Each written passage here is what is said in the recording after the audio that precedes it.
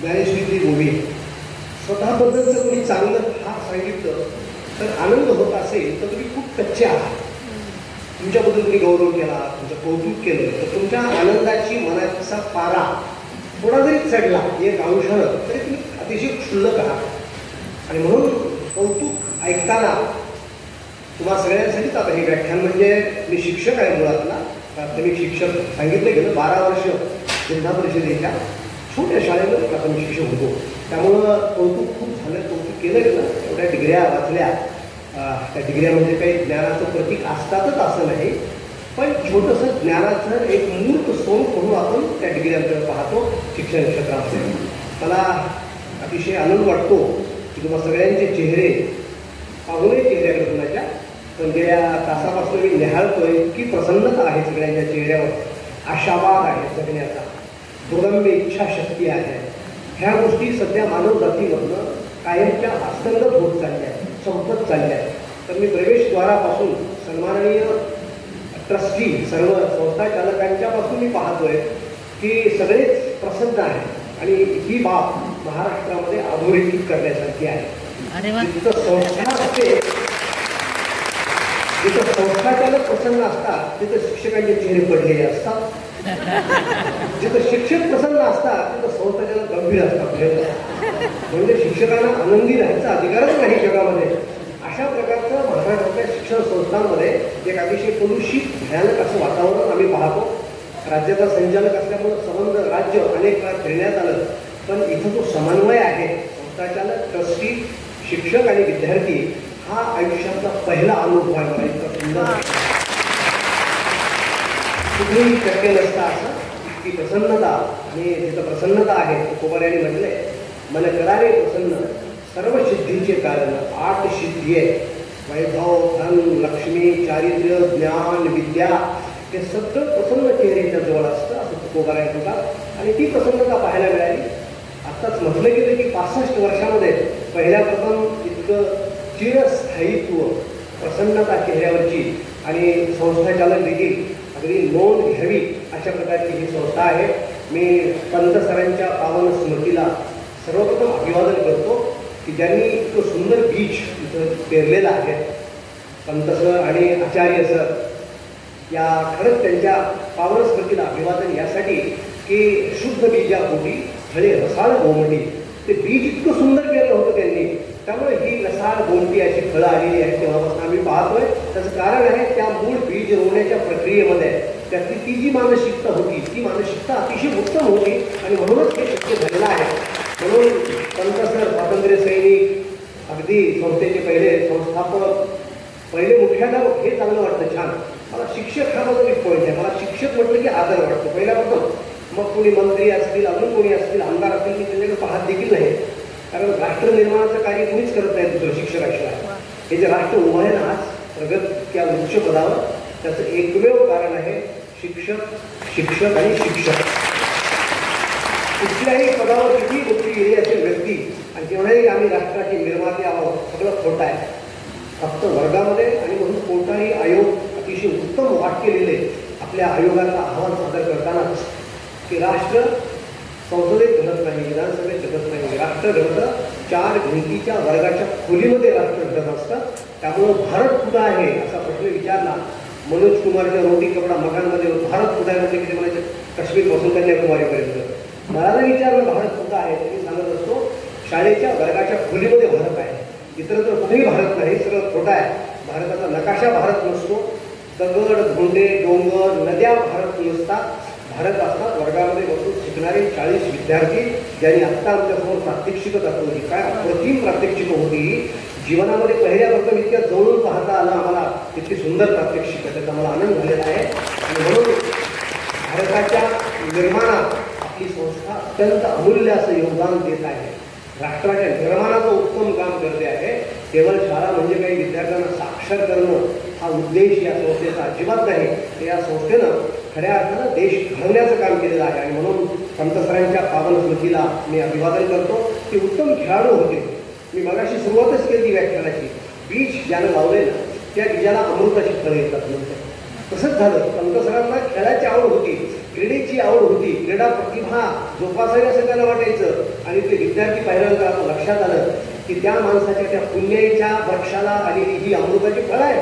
हे जे विद्यार्थी समोर इतकं सुंदर कवायती करत होते, जिम्नॅस्टिकचे खेळ खेळत होते, ती मला म्हणजे पहिल्यापासून इतकं सुंदर पाहण्यात आलं मला तरी. त्यामुळे मी अतिशय आनंद आहे. कारण 650 किलोमीटर येणं आणि जाणं म्हणजे 1300 किलोमीटर म्हणजे अख्खा भारत पार करता आला असता इतकं अंतर आहे नांदेडचं आणि मुंबईचं. तिथून मी केवळ या कार्यक्रमासाठी उपस्थित झालो आहे. त्याचं सारं श्रेय खराला आलं हे सगळं पाहिल्यानंतर, तुम्हाला पाहिल्यानंतर सगळ्यांना. कारण आशावाद हा कुठल्याही राष्ट्राच्या चैतन्याचा पाया असतो. जिथं लोक निराश असतात, प्रचंड दुःख असतं चेहऱ्यावर त्यांच्या, तर अशा देशामध्ये राष्ट्राचं भवितव्य सुरक्षित नसतं. पण तुम्हाला सगळ्यांना पाहिल्यानंतर मी तेव्हापासून पाहतोय आणि म्हणून तुम्हाला पाहून मीही आनंदित झालोय की इतकं आनंद चैतन्य असू शकतं का. चैतन्याचा पुतळा, प्रगटाला पुतळा म्हणजे माऊलीबद्दल म्हणे ज्ञानेश्वराबद्दल. या कैवल्याचा पुतळा, प्रगटाला पुतळा, चैतन्याचा जिव्हाळा ज्ञानेश्वर माझा, त्या माऊलीच्या चेहऱ्यावर हा आनंद असायचा सतत आहे. कारण राष्ट्राच्या आणि मानव जातीच्या कल्याणाचं काम करण्यासाठीच ते जन्माला आले होते. ज्ञानेश्वर महाराज असो, तुकाराम महाराज असो, महाराष्ट्र त्यांचा आहे. आणि म्हणून मला अतिशय आनंद वाटतो पंतसरांच्या 16व्या पुण्यतिथीला मला इथे येता आलं. हा माझ्या आयुष्यातला सगळ्यात आनंदाचा क्षण आहे. खऱ्या अर्थानं सगळ्या 1,00,000 शाळा बघितल्या असतील महाराष्ट्रामध्ये, पण खरंच इतकी सुंदर शाळा, इतकं उत्तम उदात्त ध्येय असलेली, राष्ट्र निर्माणासाठी काम करणारे शिक्षक मंडळी, संस्था चालक, पालक आणि विद्यार्थी, त्या चौघांची इतकी सुंदर समन्वय आणि अनुबंध देशामध्ये कुठेही नाही. शिक्षक उत्तम असतील तर संस्थेचं कार्य करत असतात. त्यांना काढून कसं टाकायचं, इन्क्रिमेंट कसं बंद करायचं, त्यांना वेतन आयोग द्यायचं असेल तर किती पैसे मागायचे, मग दोघांचा विसंवाद कसा, राज्याचा संचालक होतो तरी आम्हाला हे थांबवता आलं नाही. दुर्दैवाला होतं. किती दुर्भाग्य आहे या देशाचं की जिथं अजूनही काही संस्था शिक्षकाकडनं असं शोषण होतं. आणि आम्ही अपेक्षा करतो राष्ट्राच्या निर्माणाची. जो शिक्षक स्वतःच दुःखी आहे तो आनंदी राष्ट्र घडवूच शकत नाही कधीच. शिक्षक आनंदी ठेवणं इथल्या सरकारचं, इथल्या समाजाचं, इथल्या पालकांचं, सगळ्यांचं काम आहे. जग रडलं शिक्षक आनंदानं आणि चिरस्थायित्व असं स्मित शिक्षकाच्या चेहऱ्याला असतं. मी संचालक असताना, शिक्षणाधिकारी असताना सगळ्या अधिकाऱ्यांना सांगायचा की कुणाचाही अवमान करा, शिक्षकाचा अवमान केला तर माझ्यासारखं वाईट नाही तुम्ही. कारण शिक्षक सामान्य नहीं होता. सृजन और विनाश उसके पोत में पडता है. राष्ट्राचं निर्माण, सृजन आणि विनाश त्याच्याच पत्रात जन्माला येत असतं शिक्षकांच्या. दुर्दैवाने हे ज्या देशाला, जिथल्या सरकारला लक्षात येते तो देश खूप मोठा होतो, पुढे जातो. अमेरिका आहे, रशिया आहे, इंग्लंड आहे, फ्रान्स आहे. शिक्षकांना फार सन्मान येतो. सगळ्यात जास्त शिक्षक सन्मानाला असतो, दुसरा शास्त्रज्ञ, त्यानंतर मग सगळे आता IAS, IPS वगैरे वगैरे. त्यांचं काही मी फार महत्त्व मला वाटत नाही की त्यांच्यामुळे काय देश खंडाय कुठं की आदर्श कलेक्टर झाले म्हणून देश खंडाय, काय संबंध आहे देश खंडायला येते.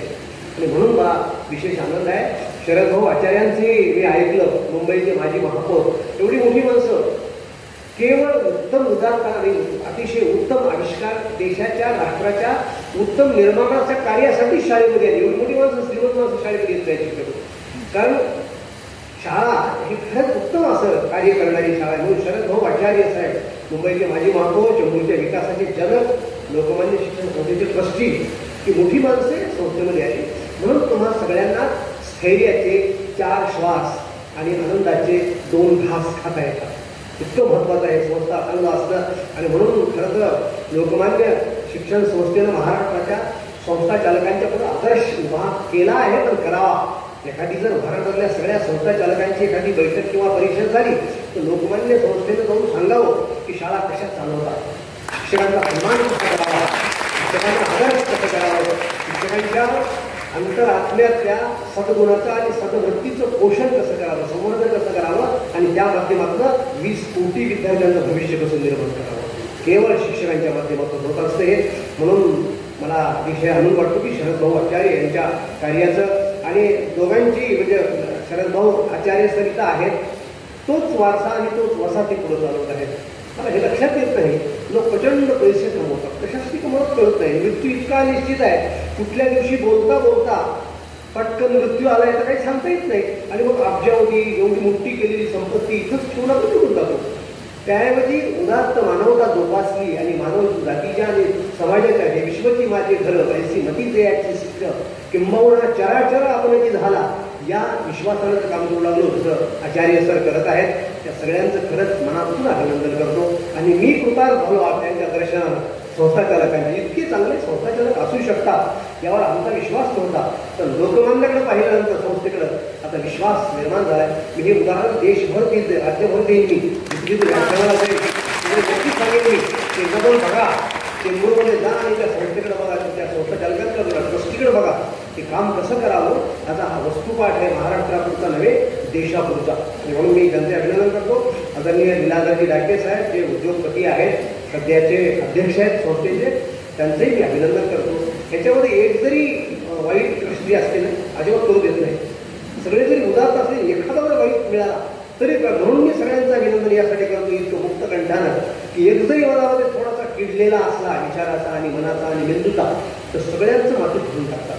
पण तसं एकही दृष्टी या संस्थेमध्ये अशा कुविचाराचं कोणी नाही आणि सुविचारामुळं हे सारे प्रसन्न शिक्षक आणि ही विद्यार्थ्यांची समोरची जी उत्पत्ती आम्ही बघितली, उत्पादन बघितलं, निष्पत्ती बघितली, ती निष्पत्ती भारत मातेची ही लाडकी लेकरं आहेत. ज्यांनी ज्यांनी आता जिम्नॅस्टिकची प्रात्यक्षिक दाखवली, भारत मातेला फार आवडतं हे लेकरं.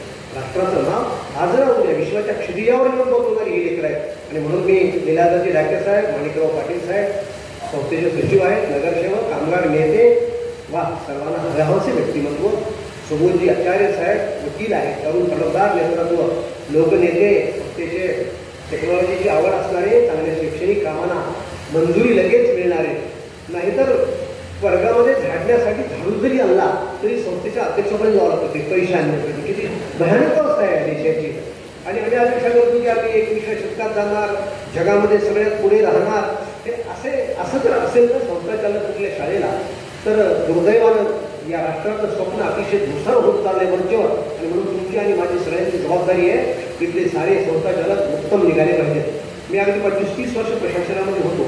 मी ज्या जिल्ह्यात गेला त्या जिल्ह्यातल्या संस्थाचालकांनी सगळ्यांची पहिल्या दिवशी बैठक घ्यायचा आणि तुम्ही कसं वागायचं आहे. माझा शिक्षक थोडा जरी निराश झाला तरी माझ्यासारखं वाईट कोणी नाही, मग मी तुमची पाहणार अशा धमक्या देखील अनेक वेळा द्यायचं त्यांना. त्यामुळे कधी सेवेतून कमी केलं ते तुम्हाला काहीच माहिती नाही, तुम्ही आदर्श संस्थेमध्ये आहात, तुमचं भाग्य आहे. पण सह्या करू देत नाहीत महिना आणि त्याला आम्हाला काय सांगतात की ती शाळेतच येत नाही गुरुजी, त्यांना आता आम्ही काढून टाकतो. त्याची इच्छा असते का कोणाला नोकरीतून जाण्याची. पण असं होतं माझ्याकडे यायचे डेप्युटी डायरेक्टर असताना की सर मला सह्या करू देत नाहीत, मला एक पत्र द्या. पत्र गेलं खड्ड्यात, फोन नंबर सांगतो त्या संस्थेचा सेक्रेटरीचा, टक्कर लावायचा, हातात फोन घ्यायचा, फलाने बाबुळ गावे मी नांदेडे बोलतो, शिक्षण उपसंचालक लातूर, तुम्ही या गुरुजींना सह्या करू देत नाही सर, ते येतच नाही. संध्याकाळी 6 वाजता तुमच्या शाळेची मान्यता काढण्याचा फॅक्स येईल तुमच्या फॅक्स मशीनवर, त्याला नाही घेतलं तर ठेवून द्यायला फोन. की गुरुजी बाहेर गेले की लगेच धावत यायचं, सर मला फोन आला संस्थेचा, शाळेत लगेच बोलवलंय, पत्र मिळून काय करतात, तुमच्या गंभीरपणे राज्याचा शिक्षण संचालक, शिक्षण उपसंचालक आहेत म्हटल्याबरोबर त्यांची शाळा मग ती कोणाची असो, मोठ्या आमदाराची असो, खासदाराची कोणाची शाळा असो, शिक्षकाला त्रास पिळवळ जरी झाला तरी आमच्यासारखं कोणी वाईट नाही. भले तरी देऊ कासेची लंगोटी, नाखाळाच्या माथा हानू काठी, चांगल्यासाठी प्राणही देवानी. पण जर राष्ट्राची व्यवस्था, राष्ट्राचं शांती स्थैर्य कोणी बिघडवत असेल तर त्यासाठी आम्ही सगळेजण हुतात्मा भगतसिंग, राजगुरू, चंद्रशेखर आझाद या सगळ्यांचा आमच्यामध्ये अवतार झाला पाहिजे, इतकी आमची तुमची जबाबदारी आहे या राष्ट्रासाठी.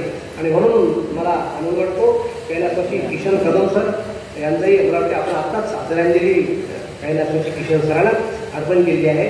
ती माणसं अमर असतात, उत्तम माणसं, इतकं उत्तम काम करणारी माणसं, राष्ट्र घडवणारी माणसं कधीच मरत नसतात, ती अमर असतात, चिरंतन असतात. जोपर्यंत चंद्र सूर्य आहे तोपर्यंत. श्री आबासाहेब डांगे साहेब यांचंही मी अभिनंदन करतो. योगेश पवार मला वाटते कोऑर्डिनेटर आहेत, त्या सगळ्यांचं यासाठी अभिनंदन. मी प्रत्येक संस्थेच्या प्रत्येक पदाधिकाऱ्यांचं कधी नाव घेत नाही, पण मी राणे मॅडमकडनं आणि आमच्या सरांकडनं काही मला शिक्षकांनी अनेक सांगितलं की ही शाळा कशी आहे, तर त्यांच्याकडनं मला गेलं खूप आनंद वाटला की अशी काही शाळा असू शकते. मी सहज निमंत्रण दिलं राणे मॅडमनी आणि म्हणाल हो ही काय हरकत, शिक्षकाबद्दल बोलायचं म्हटलं की आनंद वाटतो. या हृदय एक झाले, ये हृदयचे ते हृदय घातले, द्वैत न बोलिता केले पुन्हा याचे अर्जुना. तर मनातलं जे आहे ते शिक्षकांमध्ये तेवढं सांगितलं पाहिजे. आणि त्यांच्यामध्ये ते असं बीज अमृताचं हृदयात टाकले की ते वाढायला लागतं. सद्गुणाचा विकास होतो, चारित्र्याचा विकास होतो, परिश्रमाची ओढ आणि गोडी लागते, असं होतं ते. आणि म्हणून लोखंडे सरही गेले 3-4 दिवस माझ्या पाठीमागे हात धुवून अगदी केव्हा निघणार, तिकीट मिळालं का, त्याचं हार्ड कॉपी काढली काय तिकिटाची, मग रेल्वे लेट तर होणार नाही. राणे मॅडमांनी ते लोखंडे सर गेल्या 2 दिवसापासून पाठीमागं हात धुवून लागले. मी कधी नाही ते आयुष्यामध्ये घर बांधायला सुरू केलं आत्ता 65व्या वर्षी. आणि घराचं बांधकाम केलं, बायको म्हणाली आता घर बांधून स्वतः तुम्ही चाललं. अक्षरशः कोरून आलो मी म्हटलं फार महत्त्वाचं काम आहे नंतर नाही आपलं. त्याचं भाषण केलं म्हटलं जाऊ दिलं नसतं. घर बांधायचं सोडून भाषण काय करत फिरत आहे महाराष्ट्रामध्ये. ती एकटी बघती आता आज घर बांधण्याचं काम. तर ते कोरून आलो. राणी मॅडम म्हणाल काय हरकत येईल, अजून 6 महिन्याला कार्यक्रम राहिले. म्हटलं काय हरकत मला माहिती आहे निमंत्रण घेऊन विसरून जातात, पुन्हा कोणी म्हणत नाही या म्हणून. तसं म्हटलं राणी मॅडम विसरून जातील एके दिवशी. पण नंतर पुन्हा 15 दिवसापूर्वी फोन होता, सर आठवण तारीख मला आठवण आहे. म्हणलं तुम्ही बरोबर परीक्षा सोडलाच नाही आमचा. आणि आनंद वाटला. मी इथं आलो नसतो, खूप मोठ्या कार्यक्रमाला मी मुकलो असतो, चुकलो असतो, हुकलो असतो. म्हणजे इथं आलो नसतो फार मोठी चूक केली असते आयुष्यामध्ये मी. एवढ्या चांगल्या विद्यार्थ्यांना, शिक्षकांना, एवढ्या आदर्श उत्तम अशा ट्रस्टींना मला भेटण्यासाठी मला भाग्य मिळालं. जीवनामध्ये अशा चांगल्या गोष्टी तुमच्या आयुष्याचं फलित असतात, फलनिष्पत्ती असतात. आणि म्हणून ह्या गोष्टी कधी सोडायच्या नाहीत. मला असं वाटतं की एवढं चांगलं असं छान जुळवाले समीकरण इथं ते सगळेच उत्तम रीतीनं काम करत आहेत. मला या विद्यार्थ्यांचा आनंद वाटला, आश्चर्य वाटलं की इतकं सुंदर रीतीने प्रात्यक्षिकं दाखवली. दुर्दैवानं काय झाले महाराष्ट्रामध्ये क्रीडा, संगीत आणि चित्रकला याला आम्ही पूर्वी शिक्षक द्यायचो स्वतंत्र अगदी छानपैकी आमच्या अकॅडमीमध्ये तासिका असायच्या. अलीकडं गेले 10-20 वर्षामध्ये 25 वर्षामध्ये शासनाने डोक्यात तुम्ही फूल घातले की क्रीडा शिक्षक, चित्रकला शिक्षक, संगीत शिक्षक हे सगळंच बंद करून टाकले. पण आपण ती परंपरा कायम ठेवलेली आहे. कारण जोपर्यंत मानवी जीवनाला संगीताचं, चित्रकलेचं आणि खेळाचं अधिष्ठान नाही तोपर्यंत हे डाकू, स्मगलर वगैरे तयार होतच ना. त्याचं कारणच ते आहे जिथं मनाचं पोषण संगीताच्या माध्यमातून, खेळाच्या माध्यमातून होतं तिथं आदर्श संत महात्मे तयार होतात. खेळाचं मोठं साधन आहे. आणि जिथं हे काही नसतं तिथं सगळे असे खूनखान, आतंकवादी, जे घडत गेले त्या पाकिस्तानमध्ये, इकडं तिकडं सगळ्या देशामध्ये. त्याचं कारण आहे शिक्षण व्यवस्था. कुठल्याही उत्तमाचं, सर्वोत्तमाचं निर्माण शाळेतच होतं आणि कुठल्याही अनिष्टाचं आणि संकटाचं निर्माणही शाळेतच होत असतं. समाजामध्ये वाईट घडलं. एकदा हैदराबादला आमच्या एका भगिनीवर, डॉक्टर भगिनीवर दुष्कर्म केलेले 4 लोक होते. खूप गाजली केस. पोलिसांनी त्यांना ऑन दी स्पॉट मारून टाकलं, गोळ्या घातल्या. ते छानच केलं त्यांनी. तर ते पाहिल्यानंतर मी तिथं मी डायरेक्टर होतो ते महाराष्ट्राचा. मी संचालकाला फोन केला की 4 कोणत्या शाळेत शिकले त्या शाळेचं नाव दाखवलं आणि त्याला शिकवायला कोण खुशी होते त्यांची मला सांगा. हा दोष त्यांचा नाही, हा दोष समाजाचा नाही. हा दोष ज्या शाळेत शिकले, ज्या शाळेमध्ये संस्कार केले शिक्षकांनी, सामान्यपणे 10वीपर्यंत, 10वीच्या पुढचं काही खरं नसतं. त्या पुढच्या संस्कार होत नाहीत मुलांवर. त्याला क्रिटिकल फॅकल्टी म्हणतात मेंदूतली. 10व्या वर्गापर्यंत गुरुजी जे सांगतील तेच खरं. साक्षात भगवान उतरले, भगवान पृथ्वीवरती म्हणाले की माझं ऐकतं नाही सांगणार, माझ्या बाईचं, माझ्या गुरुजींचंच खरं आहे, तेच मी ऐकणार, असंच म्हणणार विद्यार्थी. त्यामुळे म्हणाल की डायरेक्टर साहेब ते 4 जिथं शिकले त्या शाळेचं नाव द्या आणि त्या गुरुजीची नाव द्या, मला त्याला बोलायचं करा. इतकं अत्यंत वाईट आणि घृणास्पद संस्कार कसे काय केले तुम्ही त्या विद्यार्थ्यांवर. ज्यांनी आमच्या एका लाडक्या लेकीला आंध्र प्रदेशात त्या डॉक्टर लेकीला आमच्या दुष्कर्माकडून मारून टाकलेलं होतं. इतकी भयानक अवस्था. ते हे सगळी जबाबदारी मी अंजला करताना म्हणायचो, समाजात चांगलं घडलं तर आमच्या शिक्षकांना श्रेय द्या, समाजात वाईट घडलं तर आम्हाला श्रेय द्या त्याचं. कारण आम्ही नीट बनवू शकलो नाही शिक्षकांना. अशी आमची चुकीची पद्धती आम्ही प्रशासनानं, आम्ही सगळ्यांनी केलेली होती की काय, अशी आम्हाला भीती वाटते. आणि म्हणून एक अतिशय उत्तम अशा प्रकारे क्रीडेच्या क्षेत्रामध्ये गीतही किती छान बनवलं लेकरांनी त्या मुलींनी. तर लेकरांच्या चेहऱ्यावर कृतज्ञतेची अशी सुंदर तटस्थ भावना होती. आम्ही आत आलो त्यामुळे सर म्हणाले जीप लावताना घाबरू नको, तुझी तयारी करते, जरा शिक्षकांनी दरडावून केलेली दिसते. म्हणजे कृतज्ञता संकोचाला जन्म देते. जेव्हा मनामध्ये खूप कृतज्ञ होतो आपण एखाद्याबद्दल, तेव्हा तिथं आपण थोडे संकोच करतो, लाजतो. ते दीप प्रज्वलित करताना ते आम्हाला लक्षात आलं. म्हणजे विद्यार्थी इतके उत्तम घडवले तुम्ही की त्या विद्यार्थ्यांकडे पाहिल्यानंतरच वाटतं की साऱ्या विश्वाची कृतज्ञता या लेकरांच्या चेहऱ्यावर एकत्र झालेली आहे. ही कृतज्ञता उत्तम शिक्षकांच्या संस्कारामुळे करत असते. आणि तुम्ही ज्या उत्तमामध्ये अतिशय चांगल्या प्रकारचं काम करत आहात याची मला अतिशय उत्तम शाश्वती आहे. शिक्षक खास मी बघायची सुरुवातच केली की राष्ट्र घडवणारे शिक्षकच असतात आणि त्यामुळं शिक्षकांच्या माध्यमातूनच हे सारं घडत असतं. चेंबूरसारख्या मला माझं मुंबईला व्याख्यान आहे म्हणून पेपरला एक पत्रमध्ये वाचलं आणि पेपरला बातमी दिली मुंबईत नांदेड यांचे व्याख्यान. तिकडं फार आश्चर्य वाटतं. मुंबईत जवळ म्हणजे कमाल आहे. मुंबई आणि पुण्याला जो घाबरतो त्यांचं म्हणजे इथं फार बुद्धिवान लोक आहे. पण तशा ठिकाणी मराठवाड्यातला एक शिक्षण संचालक घडला कसा बोलणार दोन त्यांना घाबरतो काय भीती वाटते की काय. मी म्हटलं की दोन्ही शहरं सांस्कृतिकदृष्ट्या अतिशय संपन्न आहेत आणि म्हणून तुमच्या सगळ्यांमध्ये येण्याचा मला अतिशय आनंद वाटला. आपण वर्गामध्ये जाऊन उत्तम रीतीने संस्कार करता याचं प्रतीक आम्हाला मिळालं का. तर वर्गात जाताना एक थोड्याशा काही दक्षता, कारण मी 12 वर्ष गुरुजी असल्यामुळे मला सगळं माहीत आहे. मी काही सामान्य गुरुजी होतो, मी एकटाच गुरुजी होतो. तुम्हाला ती स्वप्नातही नसेल की सिंगल टीचर शाळा नावाचा प्रकार असतो मराठवाड्यामध्ये. 1ली, 2री, 3री, 4थी, 5वी बालवाडी 6 वर्ग आणि मी एकटाच. मीच शिक्षक, मीच शिपाई, मीच हेडमास्टर, मीच कारकून, सगळा मीच. आल्याबरोबर घंट करायची शाळा, मग घंटा वाजवायची आणि त्यानंतर मग विद्यार्थ्याला शिकवा सुरू करायचं. तरी वर्षाच्या नंतर 4थ्या वर्गात 20 मुलं असायची. 100% विद्यार्थी शिष्यवृत्तीला पास व्हायचे.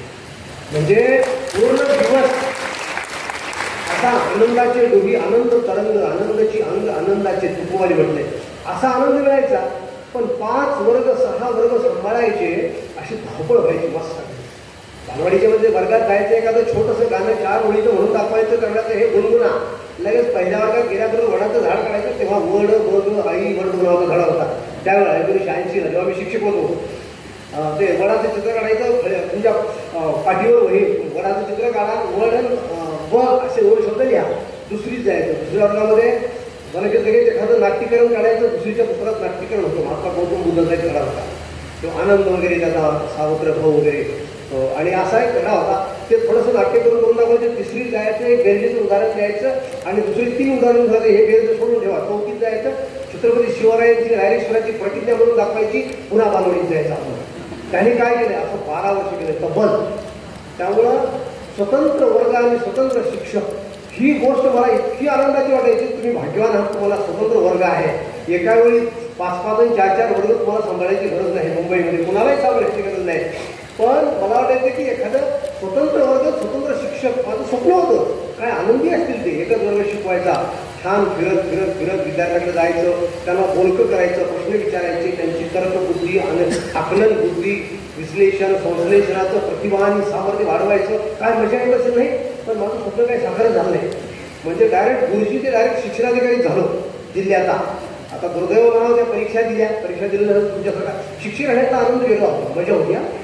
जे 12 वर्ष, त्या 12 वर्षामध्ये त्या गावामध्ये छोटं गाव आहे 500 लोकसंख्येचं. एकही सरकारी कर्मचारी कोणीच नव्हता, आजबाजूला पडलेलं गाव. पण 12 वर्षाच्या विद्यार्थ्यांमध्ये मिसळून यथा राजा तथा प्रजा म्हणतात, यथा गुरु तथा विद्यार्थी, सारे विद्यार्थी. माझं अक्षर चांगलं होतं. खऱ्या स्वतःबद्दल चांगलं कधी म्हणत जाऊ नये बरं का, म्हणजे मुखातून पुन्हा गेलंच अजून. अक्षर चांगलं होतं. माझ्या सगळ्या विद्यार्थ्यांचं अक्षर चांगलं. माझं गणित कच्चं होतं. माझ्या सगळ्या विद्यार्थ्यांचं गणित कच्चं. शिक्षण जसाच्या तसा जैवदृष्ट्या त्याचा बाप घरी असेल, आई घरी असेल, जैवदृष्ट्या त्यांनी जन्म दिला असेल, पण खरा जन्म देतो तो शिक्षकच खऱ्या अर्थानं. त्याच्या रोमारोमावर, पेशीवर, रक्ताच्या थेंबावर आपल्या संस्काराचे अमिट ठसे उमटतो आणि त्याला आयुष्य प्रदान करत असतो, यशस्वी. आणि म्हणून आई जिजाऊ त्या अर्थानं शिक्षिका होत्या. छत्रपती शिवरायांच्या खऱ्या शिक्षिका, हाडाच्या शिक्षिका आई जिजाऊ आमच्या. अगदी जन्मलं तेव्हापासून मनात आणलं होतं की स्वराज्याचे सगळे अन्याय आणि अत्याचार नाहीसे करायचे म्हणजे करायचे. एक महिला असा संकल्प कसा करू शकते. प्रचंड 4-5 बाजूला सगळ्या शाह्या, मोगलशाही, निजामशाही, कुतुबशाही, या सगळ्या शाह्या 4-5 बाजूला असताना एका महिलेने केलेला हा संकल्प होता की स्वराज्य निर्माण करीन मी. म्हणून ते एक नाटक आहे, हे राज्य व्हावे ही स्त्रीची इच्छा. त्या लेखकानं हे राज्य व्हावे ही स्त्रीची इच्छा म्हटले, स्त्रीची नाही, स्त्रीची इच्छा होती. आई जिजाऊंची इच्छा होती हे स्वराज्य निर्माण झालं पाहिजे आणि एका आईने हे स्वराज्य निर्माण केलंय. आज महाराष्ट्रामध्ये सगळ्या गावात फिरत असतो, व्याख्यानं देत, भाषण देत. त्यावेळेला तिथल्या आया, खेड्यातल्या आया येतात आमच्या, येतात, ऐकतात. कोणीतरी काहीतरी भाषण करायला म्हणून ऐकायला चालले. अडाणी भरपूर समाज मराठवाड्यात तरी खूप अडाणी आहेत. त्या सगळ्यांना सांगत असतो की आई जिजाऊ होण्याची गरज आहे, कारण आई होत्या, आईपेक्षा अगोदर शिक्षिका होत्या आई जिजाऊ. आणि छत्रपतीच्या मनावर असे संस्कार केलेले होते की प्राण गेला तरी 72 स्वराज्य निर्माण करायचे. बलाढ्य शत्रू जरी समोर असला आकाशा एवढा तरीही छत्रपती शिवरायांनी त्याच्याशी टक्कर दिली. मग अफजल खानाच्या भेटीला जाताना असतो, शाहिस्ते खानाच्या भेटीला जाताना असतो, आई जिजाऊंच्या काळजाची काय कालवेल झाली असेल, हाल झाले असतील त्याची मी कल्पना करतो. त्यावेळी एकांतात बसून डोळ्यात अश्रू येतात. ज्या आईचं हे लाडकं लेकरू छत्रपती शिवाजी महाराज पण एका बलाढ्य शत्रूला भेटायला चालले, काय असेल अवस्था आईची त्या. पण हे सगळं सहन केलं म्हणून आज आई जिजाऊंचं हे राष्ट्र कृतज्ञ आहे. तिच्या चरणावर तिच्या स्मृतीला अभिवादन करतं. कारण स्वराज्याचा राजा आम्हाला दिला होता आई जिजाऊने. आणि या राज्यातल्या महाराष्ट्रातील लोकसंख्या 12 कोटी आहे. जवळजवळ 6 कोटी आई जिजाऊ घराघरात आहेत. त्यांना ते सांगत असतो की तुम्ही घडवू शकता. तुमच्या घरामध्ये छत्रपती शिवराय, तुम्ही घडवू शकता. रामजी आंबेडकरांसारखं पितृत्व हातात घेऊन बाबासाहेब तुम्ही घडवू शकता. या देशाचे 2 खरे दैवत, फार मोठी दैवत आहे ही छत्रपती शिवाजी महाराज आणि बाबासाहेब आंबेडकर. आम्हा सगळ्यांना मला पुन्हा एकदा ते प्रेरणा देतात. चैतन्याची एक नवी ज्योत तुमच्या आमच्या मनामध्ये प्रज्वलित करतात. हे 2 महापुरुष, इतर सगळे महापुरुष श्रेष्ठ आहे असं नाही, पण आम्हा महाराष्ट्रीयांना आणि देशवासियांना चैतन्याचं एक नवं बीज आणि एक नवं अमृत फळ देणारे हे 2 महापुरुष. त्यामुळे आयांना माझी विनंती असते की जिजाऊ हा, शिक्षिका भगिनीलाही माझी विनंती आहे, जिजाऊ हा वर्गात गेल्यानंतर त्याच तळमळीनं त्याच तन्मयतेनं, कोणी सांगतात म्हणून तर अजिबात काम, मी तर एकटाच होतो, मला कोणी बॉसच नव्हता 12 वर्ष, मीच छडमास्तर, मीच चपराशी, मीच शिपाई, त्यामुळे मला कोणी बॉस नव्हता. त्यामुळे बऱ्याच वेळा काही शिक्षकांना कोणी सांगू नये, मनानच करावं असं वाटतं. अशी माणसं आदरकील असतात, कोणी सांगायची गरजच नाही, संस्थेनं नाही, मुख्याध्यापकांनी नाही, कोणीही नाही. आम्ही आमचं राष्ट्र निर्माणाचं काम उत्तम करू, कला निघूया सरसावून देशाच्या उद्धरणी, म्हणजे देशाच्या राष्ट्राच्या उद्धारणासाठी निघू. विस्कटलेले अवघे जीवन खंत दयाना याची, खडकी स्वप्ने उत्थानाची, उज्ज्वल भवितव्याची. या भवितव्याचे स्वप्न वर्गात गेल्या गेल्या आमच्या मनात आले पाहिजे. की याच वर्गात बसलेले अनेक वेळा सांगतात शिक्षक किंवा शिक्षिका मला की सर 100 विद्यार्थी आहेत वर्गात. मी म्हणत असतो असू दे, काही फरक पडणार. 100 विद्यार्थी असले तरी एक शिक्षिका त्या 100 विद्यार्थ्यांच्या मनावर संस्काराचं कवच अतिशय उत्तम रीतीनं देऊ शकते, निर्माण करू शकते. बस चेहऱ्यावर माया, ममता, मार्दव, मातृत्वाची ती गोड छटा, हे सगळं चेहऱ्यावर घेऊन तुम्ही वर्गात गेला की तुला आनंद मिळतो. बऱ्याच वेळा काही शाळेमध्ये सगळ्यात जास्त गंभीर असलेला म्हणून बघितला की त्याला म्हणत असतो सर तुम्ही मुख्याध्यापक आहे, बरोबर बरोबर, तुम्हाला कसं कळलं? एवढा चेहरा गंभीर असलेला म्हणून जगात असू शकत नाही दुसरा कोणताही. म्हणजे भयंकर गंभीर चेहरा होतो हेडमास्टर बसायचं. म्हणजे हेडमास्टर सर हसा, थोडे शक्य होईल तेवढं हसा, केवळ फोटो काढण्यापुरतं हसायचं नसतं, संबंध दिवसभर चेहऱ्यावर स्माईल असावं, स्मित असावं. त्यामुळे तेवढ्याचे तुम्ही अजून आमचे छोटे छोटे अधिकारी, जेवढा मोठा अधिकारी तेवढा गंभीर चेहरा, कलेक्टरचा चेहरा बघा पुण्यात, कधी ते आयुष्यात हसले असतील असं वाटत नाही. जिंदगीत कधी भयंकर गंभीर असतो अशी. मी त्याला सांगत असतो सर मजा येते, आपण काही गुलामगिरीचे कलेक्टर नाही किंवा गुलामगिरीचे हेडमास्टर नाही आहे, स्वतंत्र भारताची लेकरावत आली. आणि म्हणून सस्मित वदनानं जेव्हा वर्गात शिक्षक किंवा शिक्षिका प्रवेश करतात, पूर्ण वर्ग एका क्षणात चैतन्याची लहर सगळ्या वर्गाच्या मनावर, मेंदूवर, भावनेवर, हृदयावर जाते. आणि शिक्षिका किंवा शिक्षक गंभीर गेले वर्गामध्ये तर जेव्हा सगळे गंभीर होऊन बघतात, काहीतरी घडलंय भयानक, काहीतरी झाला असावं, काहीतरी आतंक करून आले पडते स्मशानात जाऊन. एवढा गंभीर चेहरा असू शकत नाही शिक्षकाचा. तुम्ही जेव्हा प्रसन्न मुद्रेने जाता, आता माझी तर लेकरं 1ली, 2री, 3री, 4थीचे फार बारके होते, अगदी चेहरा प्रसन्न, किती काही घरात जीवनामध्ये व्यक्तिगत जीवनात सुखदुःख तुम्हाला प्रचंड आहे, कितीही मोठी संकट येतात आयुष्यामध्ये, पण शाळेच्या प्रांगणात जाण्याच्या पूर्वीच्या संकटाचा आम्हाला आमच्यावर, आम्ही त्या चैतन्याचे खऱ्या अर्थानं सेवक आहोत वर्गात बसलेल्या. आम्हाला मृत्यू नाही, आम्हाला जन्म नाही, आम्हाला सुख आणि दुःख समान आहे. जन्ममृत्यूच्या पलीकडे गेले आहोत आम्ही शिक्षक, कारण आम्ही शिक्षक आहोत. आम्हाला ते या आपदा आणि वेदना स्पर्शच करू शकत नाही. साहस होता नाही उदास, काय कोणी करे विपदा पदकाल विनाश. कायराला फक्त दुःख नष्ट करू शकतात, निराश करू शकतात. साहस होता नाही उदास. आम्ही साहस आहोत, साहसाचं मूर्त रूप आहोत, आम्ही कधी उदास होत नसतो. हे चैतन्य वर्गात गेलं की तो 40 मिनिटाचा तास 40 युगाची स्थित्यंतर आणि संस्कार विद्यार्थ्यांवर देत असतो. म्हणून माझी विनंती आहे सगळ्यांना, वर्गात जाताना गंभीर जाऊ नका, छान झाले लेकरांना त्यांच्या पाठीवर हात फिरवा. आताच फिरत फिरत फिरत मध्येच्या काही विद्यार्थ्याला विचारा, 3री 4थीचा वर्ग असेल, मी वर्गात आताही खेड्यापाड्याने फिरतो मराठवाड्यामध्ये, जास्त गरज आहे. कारण तर चेंबूरपेक्षा अशा संस्थेची गरज मराठवाड्यात जास्त आहे. आमच्याकडे निजामाचं राज्य होतं, भयंकर अनियमित अत्याचार सहन केला आहे. निजामाचा त्या हैदराबादला राज्य होतं निजामाचं, खूप छळ केला मराठवाड्याचा. आणि त्या मराठवाड्यातला मी आहे, नांदेडचा मराठवाड्यातला, तर त्या ठिकाणी रोज फिरतो गावागावात. अजूनही संस्काराचं बीज खूप विनायची गरज आहे आमच्या मराठवाड्यामध्ये. तर त्या ठिकाणी गावात जाऊन तिथल्या शिक्षकांना सांगत असतो की मराठवाड्याचं बॅकलॉग जो आहे आमचा सगळ्या महाराष्ट्रापेक्षा वेगळा आहे. मुंबईचं वैभव आहे हो, तुम्ही तर भाग्यवान आहे. त्या मुंबईत जन्माला, पुण्यात जन्मलेली फार भाग्यवान आहे. मराठवाड्यात या, अजूनही दारिद्र्य ठाई ठाई दारामध्ये बसलेलं असतं.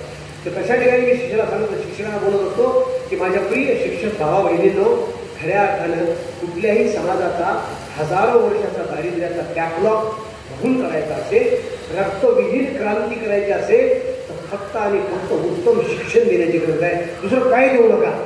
खड्ड्यात गेले ते रस्ते चकाचक, काय सोन्यासारखे रस्ते, काय चाळायचे का रस्ते ते. जर त्या सोन्यासारख्या रस्त्यावर तो संध्याकाळी 6 वाजता 18 वर्षाचं दारू पिऊन पडलेलं पोरगं दिसत असेल तर तो समाज आज ना उद्या संपणार आहे. खेड्यापाड्यात आम्ही जातो तेव्हा मला असं चित्र दिसतं की त्या गावकऱ्यांना शिक्षणाला सांगत असतो की तुमचा किती सुंदर गाव असला, रस्ते चांगले, पिण्याच्या पाण्याची सोय, वैभव, इमारती चालल्या, त्या इमारती धाराशाही, जमीन जोस व्हायला वेळ लागणार नाही. तुमच्या जर पिढ्या नीट निर्माण नाही झाल्या, आजही मराठवाड्यामध्ये खेड्यापाड्यामध्ये 16, 17, 18 वर्षाचे लेकरं दारू पिताना दिसतात आम्हाला, प्रत्येक खेळताना दिसतात, तोंडामध्ये भुटके असलेले दिसतात. त्यावेळेला आम्हाला प्रचंड चिंता वाटते. कोणत्या पाकिस्तानची, चीनची आम्हाला भीती नाही. आम्हाला भीती आहे अशा युवकांची जे खऱ्या अर्थानं व्यसनाच्या नादी लागले, राष्ट्राच्या निर्माणाच्या ऐवजी विध्वंसाचा विचार करतायत. अशांना संस्काराची आम्हाला गरज आहे. म्हणून शिक्षक आणि पालक दोघांनी स्वतः घडण्याची गरज आहे. त्यामुळे वर्गातलं वातावरण असं, आता हे सगळं जिथल्या लोकमान्य शिक्षण संस्थेत सांगायची गरज नाही, पण सांगणं यासाठी आवश्यक आहे. कधी तुम्ही निराश होता, कधी जीवनामध्ये व्यक्तिगत दुःख येतं, नाही असं नाही, तुम्हाला आम्हाला सगळ्यांनाच येतं. तर अशा वेळी क्षणाचाही विचार न करता आपल्या वर्गातल्या विद्यार्थ्यांच्या एका नव्या चैतन्याचा, मी त्यामुळे म्हणालो होतो सुरुवातीला माऊलीला जे वाक्य दिलं होतं की चैतन्य कैवल्याचा पुतळा, प्रगटला पुतळा, चैतन्याचा जिव्हाळा, ज्ञानेश्वर माझा या कोवळ्या कळ्यामाची, लपले ज्ञानेश्वर रवींद्र शिवाजी, विकसता प्रगटेतील समाजी, शेकडो महापुरुष. तिथंच राष्ट्र घडते, वर्गातच, दुसरं कुठे नाही. उधारी बिघडो, अजून कोणी बिघडो, अधिकारी बिघडो, कोणी बिघडो, जोपर्यंत माझा शिक्षक उत्तम आहे तोपर्यंत देशाचं भविष्य कोणीच बिघडू शकत नाही. राष्ट्र बिघडूच शकत नाही. कोणी उत्तमच आम्ही राष्ट्र निर्माण करू, हा देश जगामध्येच पुढे जाणार. कारण हा भगतसिंगांचा देश हा देश आहे, चंद्रशेखर आझादांचा देश आहे, सावरकरांचा हा देश आहे, छत्रपती शिवरायांचा हा देश आहे, बाबासाहेब आंबेडकरांचा हा देश आहे, गौतम बुद्धाचा हा देश आहे, महात्मा बसवेश्वरांचा हा देश आहे. असा हा देश आहे. त्यामुळे याला बिघडण्याची कोणाची हिंमत नाही. फक्त शिक्षक आणि विद्यार्थी आणि पालक या दोघांच्या घटकांनी उत्तम राहावं यासाठीच तुमची आमची गरज आहे. म्हणून फिरत असतो भरपूर महाराष्ट्रावर. ते सांगितल्यानंतर तेही म्हणतात तुम्ही यस सर, प्राय तुमचं म्हणून अगदी आम्हीच मोठे आहोत. मी सुरुवातीचे वाक्य बोलत होतो मध्ये ते आर्य चाणक्याच्या मालिकेतलं होतं. 1991 एक मालिका होती, चांगली मालिका मी अजूनही सांगत नाही बरं का. तर ती होती चाणक्य नावाची मालिका. तर त्याच्यामध्ये ते वाक्य होतं, तो तिथला जो नंद नावाचा धनानंद होता तो शिक्षक समोर जातो, चाणक्य नावाचा तो होतो की आता जर तुम्ही एक नाही मला सगळे राज्य तर या देशावर परकीय सत्ता येईल. 2500 वर्षापूर्वी, म्हणजे 2500 इसवी सन पूर्व 500 आणि हे 2000, 2500 वर्षापूर्वी. तर तो त्याची टिंगल करतो शिक्षकाची आणि म्हणतो की याला उचलून बाहेर फेका. त्या मालिकेमध्ये इतके असं विधारक चित्र आहे, काळजाला भेगा पाडणारं चित्र. त्याला धरून बाहेर फेकतात शिक्षकाला. चाणक्य म्हणजे शिक्षक, आजच्या काळातला शिक्षक त्यावेळेचा. त्यावेळेला त्याला ती प्रतिज्ञा केली. तो म्हणतो की सामान्य शिक्षक तुम्ही काय करणार आहेत वाकडं माझं. सामान्य शिक्षक या शब्दावर ते कोट आहे त्या मालिकेमध्ये की शिक्षक कमी सामान्य नाही होता. सामान्य असतील शिक्षणाधिकारी, सामान्य असतील शिक्षण संचालक, सामान्य असतील कलेक्टर, सामान्य असतील SP, पण शिक्षक कधी सामान्य नसतो. शिक्षक कभी सामान्य नहीं होता. सृजन और विनाश उसके क्रोध में पलता है. राष्ट्राचं कल्याण करायचं की वाईट करायचं ते त्या शिक्षकाच्या हातात असते. असं म्हणून एका शिक्षकाने या राष्ट्राचं कल्याण केलं होतं. आर्य चाणक्य एक नवी स्वतःची सैन्य उभा करतात आणि चंद्रगुप्त मौर्य नावाचा एक पुराकी शेतामध्ये जनावर ओढणाऱ्या पुरावा घेतात. यस, त्याच्यामध्येच सामर्थ्य आहे. चांगल्या गुरुजीला फटकन कळतं चेहऱ्याकडे बघितल्याबरोबर विद्यार्थ्याच्या की हा काय होणार आहे. पहिली दुसरी पासूनच कळायला लागतं. त्या शिक्षकाने ओळखले की हा राजा होऊ शकतो, त्याला मोठं करतो, शिक्षण देतो. आणि सगळ्या व्यवस्थेमध्ये पहिला भारताचा एक छत्री अंमल करणारा सम्राट कोण असेल तर तो आहे चंद्रगुप्त मौर्य. आणि तो घडवणारा कोण असेल ते एक शिक्षक आर्य चाणक्य नावाचा शिक्षक एका शिक्षकाने हे केलेलं आहे आणि म्हणून शिक्षकाचा फार मोठा अधिकार आहे. म्हणून शिक्षक समोर बसले की मी अगोदर विनम्रपणे हात जोडतो. मला शिक्षण संचालक किंवा शिक्षणाधिकारी असताना म्हणायचे माझे दुसरे अधिकारी, साहेब आपण हात जोडायचा नसतो, गुरुजी नमस्कार केला मग करायचा, तुम्ही अधिकारी हात कशाला जोडता कोणालाही. कोणाचे ते त्या पदाचे त्यांचा अधिकार आहे. शिक्षकांना सुद्धा सगळ्यांचं कर्तव्य आहे गुरुजीला नमस्कार करायचा. त्यांचा नमस्कार आधी नाही घ्यायचा, आपण त्याने नमस्कार करायचा. आश्चर्य वाटायचं. खाली दुसरे अधिकारी असतात, शिक्षण विस्तार अधिकारी नावाचा एक प्राणी असतो, उपशिक्षणाधिकारी नावाचा एक प्राणी असतो हाताखाली आमच्या. त्या सगळ्यांना एकच उद्दिष्ट एन्जॉय करणे नोकरीमध्ये. मी म्हटलं त्यासाठी नाही, तुमची पदं आहे ते शिक्षकांना सन्मान देऊन राष्ट्र ठेवण्यासाठी. जे स्वप्न लोकमान्य संस्थेमध्ये मला घडताना दिसतं सगळ्या विद्यार्थ्यांच्या उत्तम निर्माणासाठी आपण, कारण मला हे प्राप्तीची लगेच दाखवलं नियती कशी असते बघा. तुमचं गुणवर्णन ऐकून होतं की शिक्षक उत्साही आहेत, प्रेरणादायी आहेत, स्वतःच्या मनानं उत्तम काम करतात, त्यांना गरज नाही सांगण्याची. आणि हे असं असताना माझ्या डोक्यामध्ये की इतकं सगळे कसे चांगले असू शकतील, संशयी म्हणून ठरवायचं असतं बघा. चांगुलपणाला पुरावे मागतात, वाईटपणाला पुरावा कोणी मागत नाही. एखाद्याने सांगितलं XY दारू पितो, त्याला म्हणणार पुरावा दाखव, फोटो दाखवून त्याचा दारू पितो नाही खरं खरं दाखव, असं असं खरं आहे. वाईटाला कोणी पुरावाच मागत नाही, पण हा शिक्षक फार चांगला आहे पुरावा दाखवा. त्यांनी काय चांगलपणा केला म्हणजे दुर्दैव आहे या देशाचं की सकारात्मकतेला पुरावे मागतात, नकारात्मकतेला कोणी पुरावा मागत नाही. आणि म्हणून माझ्या शिक्षक भावा बहिणींना खरंच माझी विनंती आहे की उत्तम ज्ञान संपादन करून वर्गात प्रवेश करा. मात्र बरं का, बऱ्याच वेळा सुरुवातीला आमच्या संचलन करत्या भगिनीनं सांगितलं की आपण 1, 2, 2, 3 डिग्र्या घेतो आणि आयुष्यभर त्याच भांडवलावर शिकवत राहतो. छान शिकवता तुम्ही, प्रश्नच नाही. तर माझी विनंती आहे की पदवीनं फार फायदे होणार नाहीत तुमचे. मला काही इन्क्रीमेंट मिळालं आहे की माझ्या आता 36 डिग्री झाल्या, एकूण 36, आणि अजून माझं काम चालूच आहे. माझी बायको म्हणते आता परीक्षा कशा काय देता तुम्ही. म्हटलं परीक्षा देण्याचा आनंद जो असतो ना, पुन्हा एकदा विद्यार्थी होण्याचा आनंद असतो. वर्गात जाऊन असं बसायचं, पेन काढून असतात तलवार काढण्यासारख्याकडे योग ध्यान, आणि कधी प्रश्नपत्रिका हातात पडली याची वाट बघायची. ह्याच्यामधले 2-3 मिनिटं उत्सुकतेचे आहेत ना, तर ते 3 मिनिटं काय आनंद देतात तुम्हाला सांगतो.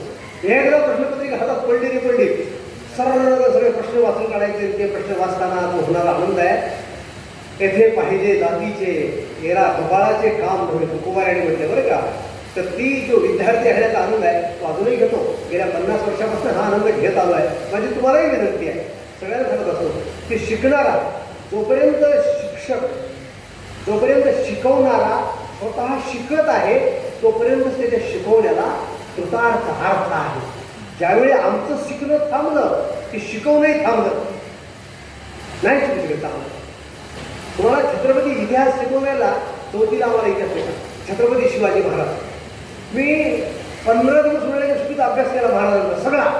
रायडुसाची प्रतिज्ञा कधी केली, कोण कोण सोबत होती, त्या मावळ्याचे नाव काय होते, नंतर मग इतर म्हणजे कोंडाणा घेताना कोण कोण सोबत होते, शेलार मामाचं वय काय होतं, तानाजीचं वय काय होतं.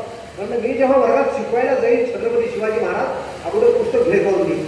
वर्गात गेल्या कसलेला नट अमिताभ बच्चन काम करतो पडद्यावर अप्रतिम, त्याच्यापेक्षा उत्तम काम शिक्षकाचं असते इतिहास पाठ असावा लागतो. इतिहास शिकवण्यासाठी हातात पुस्तक घेऊन एक वळ वाचून त्याचा अर्थ जर आम्ही सांगत बसलो तर ते काळजापर्यंत जातच नाही. लेकरांच्या मेंदूपर्यंत येते, मेंदूवर परत फिरते पाठीमागे ते ज्ञान.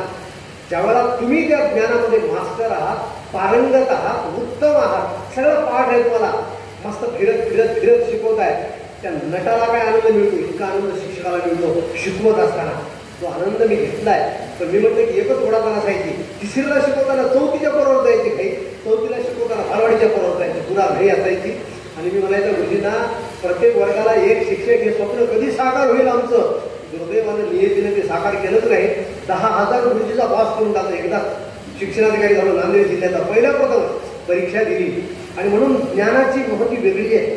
माझी नम्र विनंती आहे मुंबईच्या सगळ्याच शिक्षकांना, महाराष्ट्राचा संचालक असताना सगळ्यांना आवाहन करायचा की जो पाठ तुम्ही शिकवणार आहात, जो विषय तुमच्याकडे आहे त्याची इतकी तयारी करा मस्त टाकी.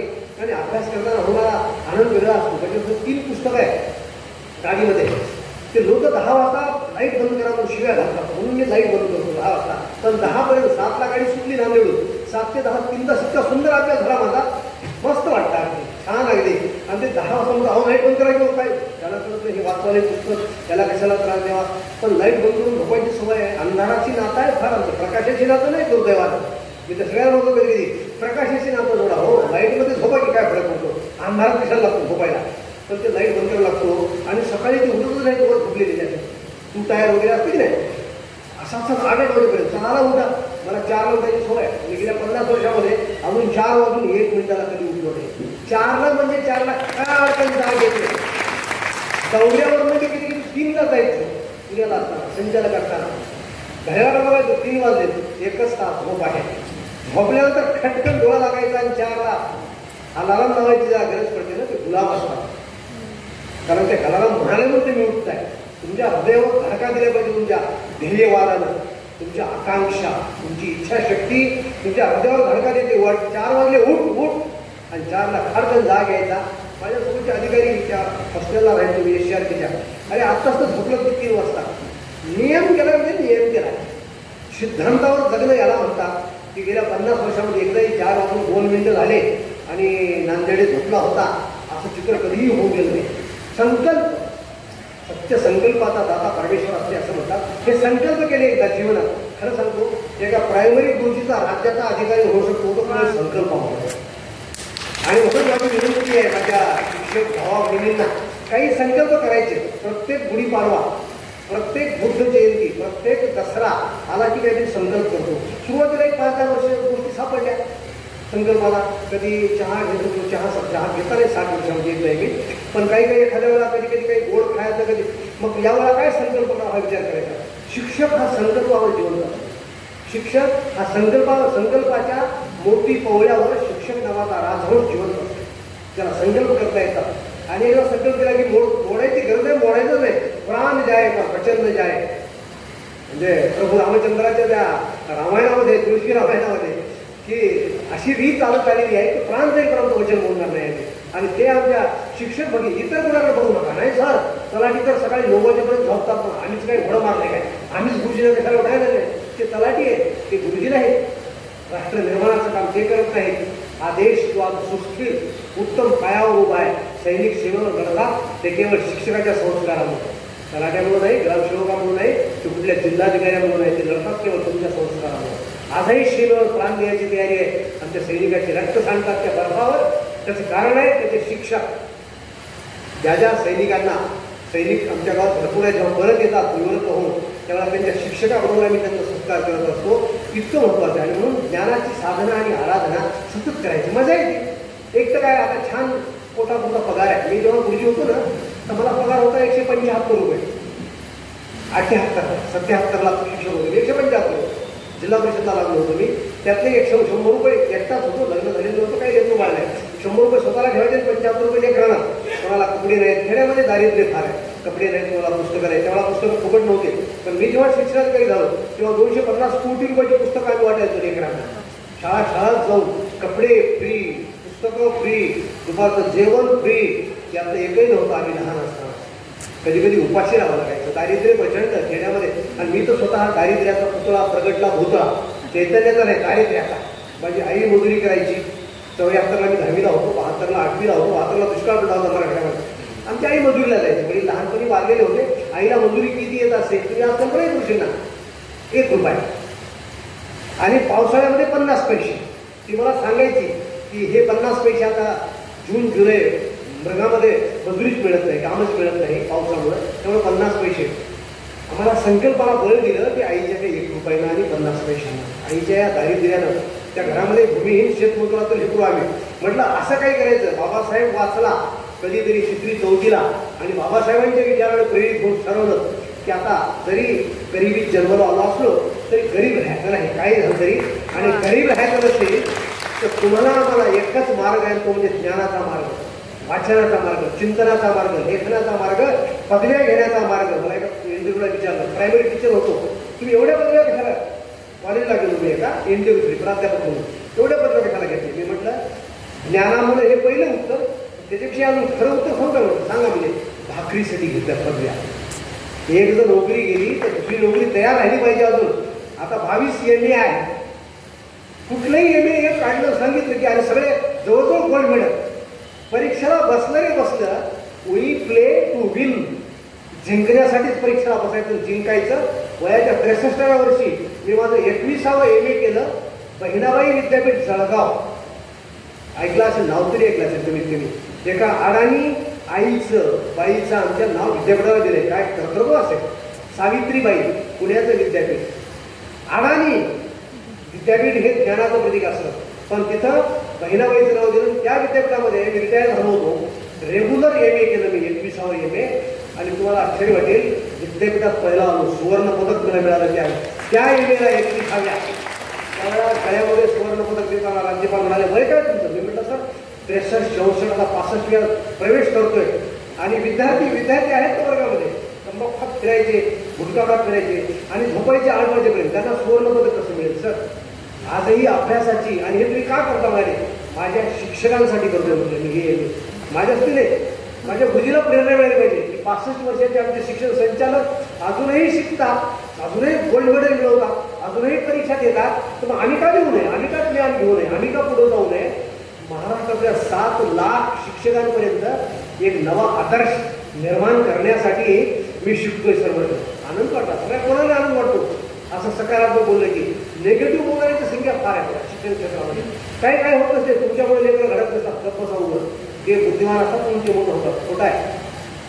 केवळ शिक्षकाच्या प्रयासामुळे आणि प्रयत्नामुळं विद्यार्थी मोठे घडत असतात. म्हणून ज्ञान घ्या.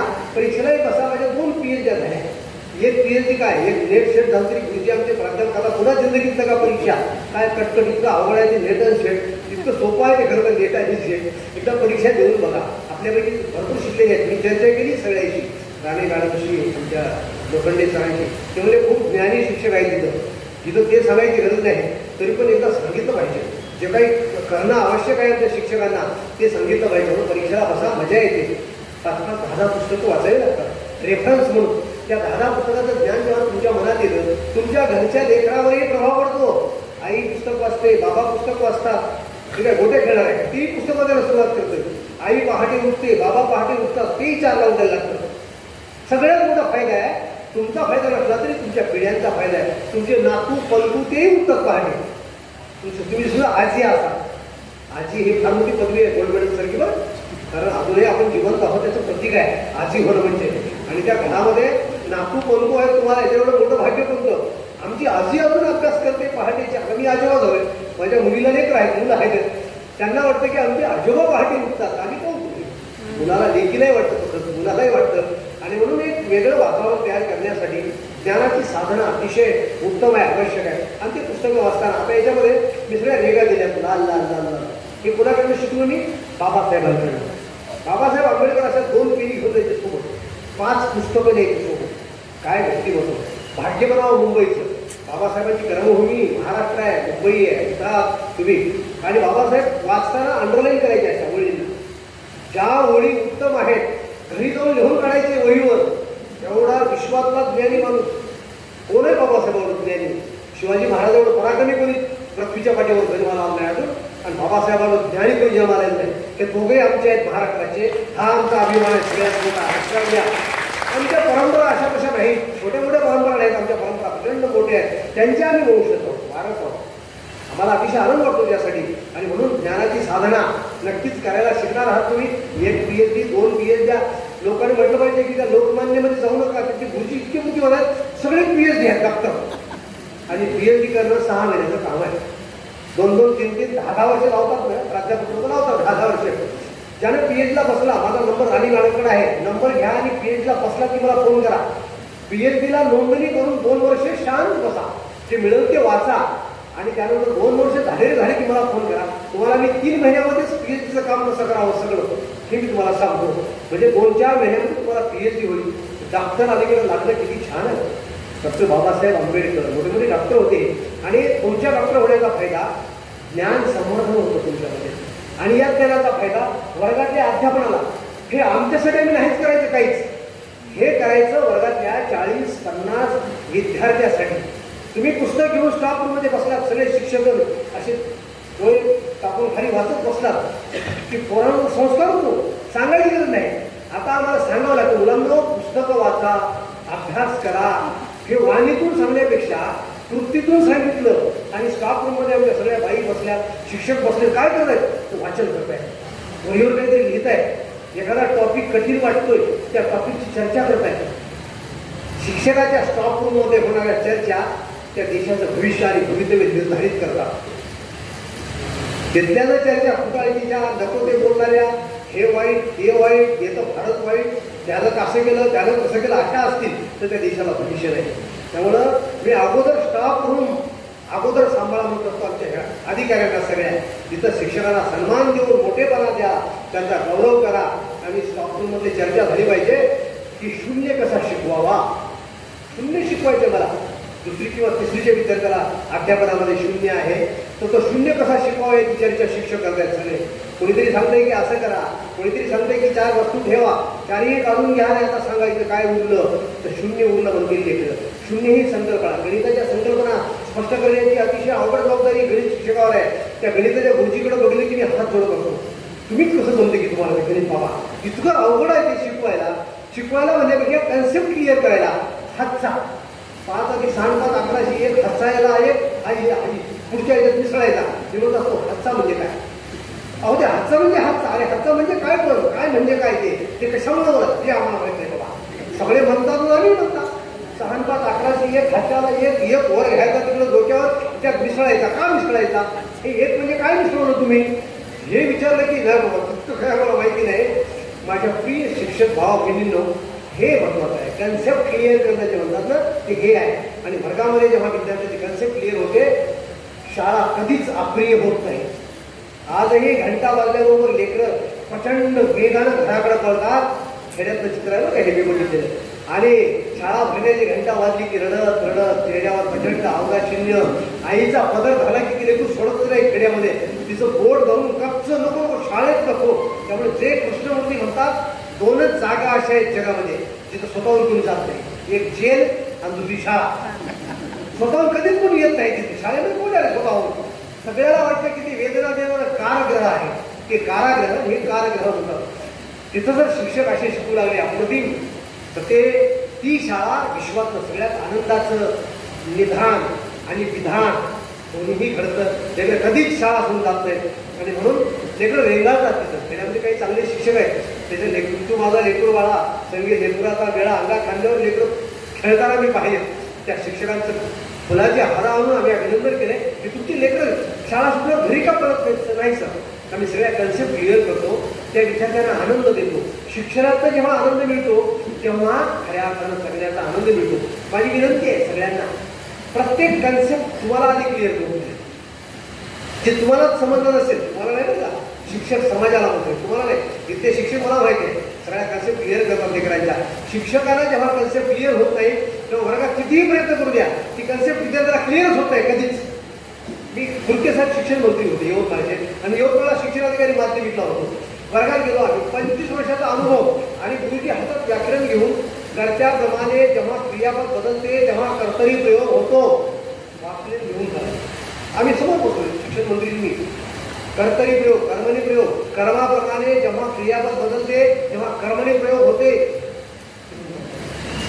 भावे प्रयोग, क्रियापद कर्त्यानुसारही बदलत नाही, कर्मानुसारही बदलत नाही. तेव्हा भावे प्रयोग झाला, ते लिहिलं आणि समजलं का रे? सगळे बरोबर आहे. हो मी म्हणलं आम्हालाच समजलं आहे सर, कोणाला काय समजले? आम्हाला एक कळलं नाही. तुम्ही काय म्हटलं ते कर्ता कोणता, क्रियापद कोणतं, कर्म कोणतं, हे नाही सर. तुम्हाला सर सर्व्हिस विद्यार्थीचं बोलू आहे. शिक्षकांचा अपमान कधी करायचा नसतो. वर्गात विद्यार्थ्यासमोर शिक्षक हा जगाचा सगळ्यात सम्राट असतो. तिथं कोणालाही बोलायचा अधिकार नाही म्हणतात, कोणालाच. लेकर असू दे, शिक्षण संचालक असू दे, त्यानंतर शिक्षण अधिकारी असू दे. आणि बाहेर राहायला म्हणतात सर सर्व्हिस किती झाली? सर 25 वर्ष झाले. सर 25 वर्षामध्ये व्याकरण पाठ झालं पाहिजे तुम्हाला आतापर्यंत. पुस्तक घ्यायची गरजच का पडली तुम्हाला? रिकावून द्यायचं पुस्तक मला पाठ झालंय का? मी मोरा वाळंबी झालोय हे तुम्हाला सांगता आलं पाहिजे होतं. आणि हातात पुस्तकाने गेला, वर्गात फिरत फिरत फिरत फिरत शेवटच्या विद्यार्थ्यापर्यंत जाऊन तिथं त्या वाक्यातला कर्ता दाखवा कोणता येतो. कर्ता का म्हणतात त्याला? तुमचा प्रश्न. कर्म का म्हणतात त्याला? क्रियापद का म्हणतात?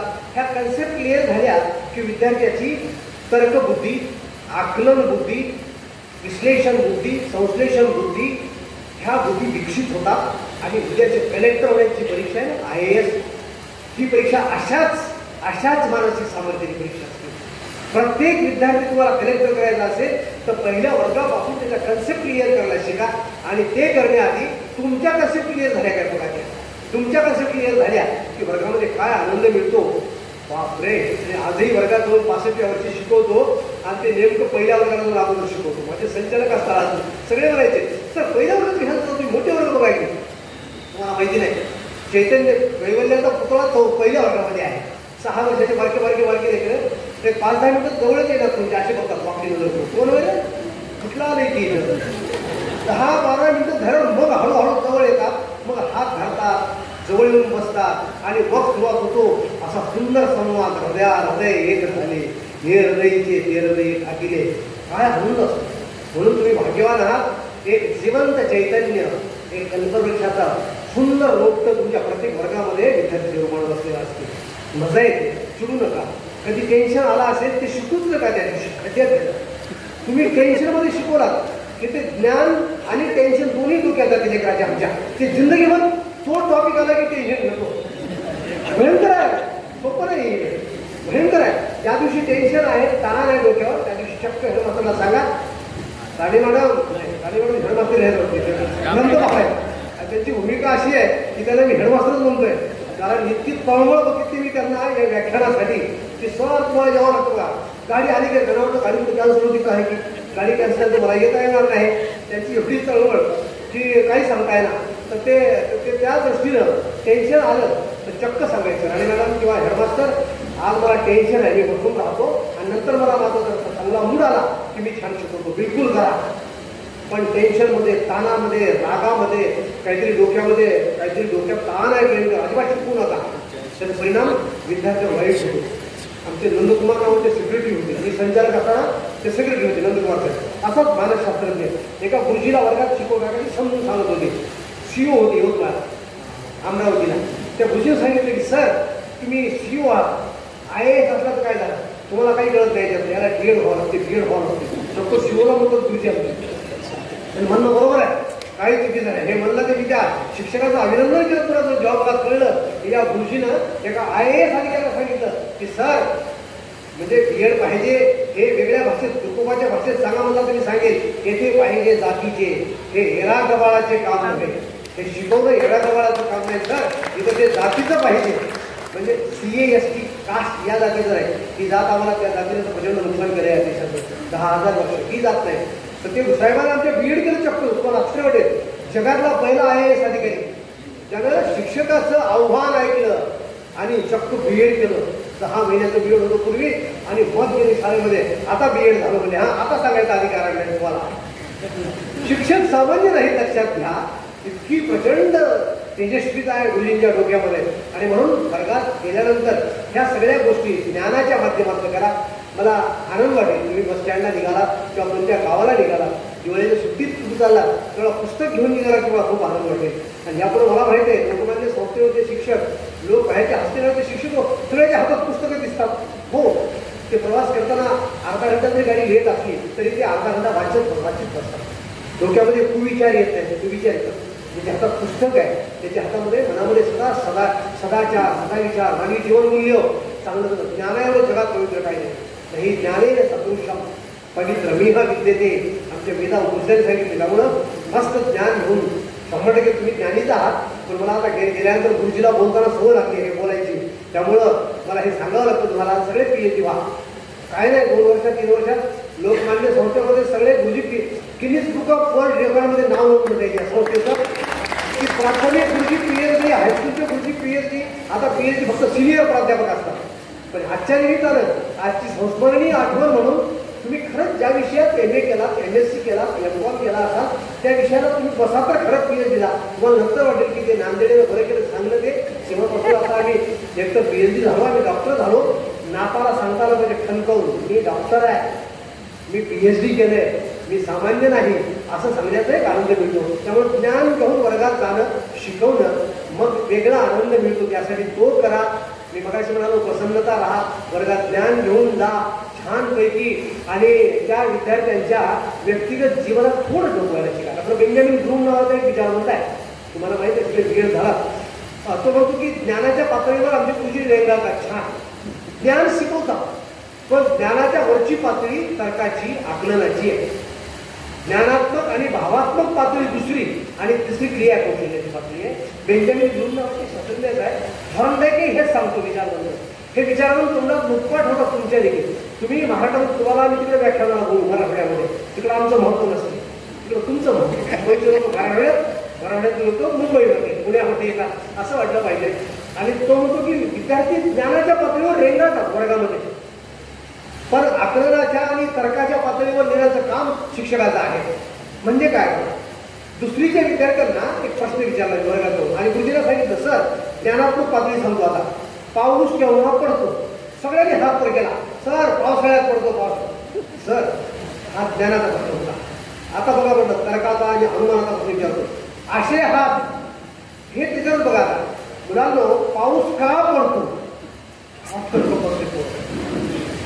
आणि ते पिवणारं जनावर असते खेड्यामध्ये, असं ऋषी मारतो का असं बघितलं म्हणजे का सगळे असं खाली वाकडं मान करतात आणि फिरकाट करायला बघतात. त्याला काय विचारते सर, पहिलं सांगले आम्ही पाऊस केव्हा पडतो, पावसाळ्यात पडतो, उत्तर सोपं होतं, पण ते ज्ञानाच्या पातळीवर उत्तर होतं. आता विचार आले सर की पाऊस का पडतो? मग एक 15 सेकंद 20 सेकंद अशी वाकडी नजर करून बघली, पाहायला सुरुवात समजायचं की विचार करायला. शिक्षणानं विचार करणं शिकवावा हे जे म्हटलंय ते इथं आहे. मग याचा हात वर करतो, सर मी सांगू का? हां सांग. सर उन्हाळ्यामध्ये की नाही हे माझ्या भाषणामध्ये कधी कधी मराठवाड्यातले शब्द येतील, मला माफ करा त्यासाठी बरं का. कदाचित पुण्या मुंबईमध्ये मी जन्मलो नाही, मराठवाड्यातच जन्मलो आणि तिथूनच पुढं आलो. तर ते म्हणाला की सर उन्हाळ्यामध्ये समुद्र आहे की नाही, त्या समुद्राचं पाणी उन्हामुळं असं तापते, वाफ होते आणि ती वाफ आकाशात जाते. ते आभाळात झालं मी आकाशात पडतो, आभाळात जाते आणि सर त्या वाफेला जरा थंड वारा लागला की सर पाऊस पडतो. तुला करेक्ट. पाऊस केव्हा पडतो हा ज्ञानाचा प्रश्न होता. पाऊस का पडतो हा आकलनाचा, तर्क मांडला डोक्यामध्ये की अरे वा. आणि ह्या तर्काचे प्रश्न विचारले की शाळा हवीशी वाटते. जिथं बुद्धीला चॅलेंज नाही, आव्हान नाही, ती शाळा आवडत नाही. बुद्धीला चॅलेंजच नाही काही, तर बुद्धीला त्याच्या पोराला आव्हान देता आलं, प्रश्न काढता आले, प्रश्न निर्माण करता आले की लेकरं असे सगळे विसरतात. त्याला देहभान विसरणे म्हणतात, त्याला वपुर्झा स्थिती म्हणतात, झपुर्झा स्थिती म्हणतात. मुली खेड्यामध्ये फुगडी खेळताना झुमकोरी झुम म्हणताना इतक्या उत्तम फुगडी खेळतात, त्या विसरतात की कोणाची लेख आहे, तिचं नाव काय, ती कोणत्या गावात जन्मले, सगळं विसरतात आणि इतकी वेगानं फुगडी खेळतात. त्या कवीने त्याला झुमकोरी झुमवरून झपुर्झा स्थिती म्हटले. लेकरांची स्थिती झपुर्झा स्थिती लागते आणि ते भान विसरतात विचार करताना. आणि त्याप्रमाणे सांगितल्याबरोबर सगळ्यांचे चेहरे फुलले. अरे हे तर मला माहित होतं, पण सरने आम्हाला असा प्रश्न कधी विचारलाच नाही जिंदगीमध्ये. म्हणून ज्ञानाच्या पातळीवर आज विद्यार्थी इंटरव्ह्यूमध्ये मागं पडतात, UPSCला मागं पडतात, MPSCला मागं पडतात. आमचे महाराष्ट्राचे त्याचं पहिलं कारण आहे वर्गातलं अध्यापन आमचं ज्ञानावर आधारलेलं असते. आकलन, तर्क, अनुमान, विश्लेषण, संश्लेषण एवढ्या पायऱ्यावर प्रत्येक पाठ शिकवताना, प्रत्येक ओळ शिकवताना जेव्हा आम्ही हा विचार करतो तेव्हा खरं सांगतो लोकमान्य बदले अजून 10 वर्षानंतर 50-50 जिल्हाधिकारी कलेक्टर झाले असतील. इथले वर्गाचं अध्यापन बदला, राष्ट्र बदलेल. हे तुम्ही काही म्हणता, हे बदला म्हणजे राष्ट्र बदलेल, ते बदला म्हणजे राष्ट्र बदलेल. झूट, सगळं खोटं आहे. पुढारी बदला म्हणजे राष्ट्र बदलेल, अजिबात नाही. पुढारी कसले असू द्या, काही फरक पडत नाही त्याचा आमच्यावर. गुरुजी उत्तम असले की लेकरं इतके पक्के जन्माला येतात की अश्रूंची झाली फुले. कार्यक्रमाच्या वसंत कार्यक्रमाचं नाटक आहे, तो लाले इतका गुंड असतो, राणे मॅडम सारखा प्राचार्य असतो तिथं, आणि ते नेहमी सांगतात की शाळेत येत जा रे, भलं होते चांगलं होते जरा.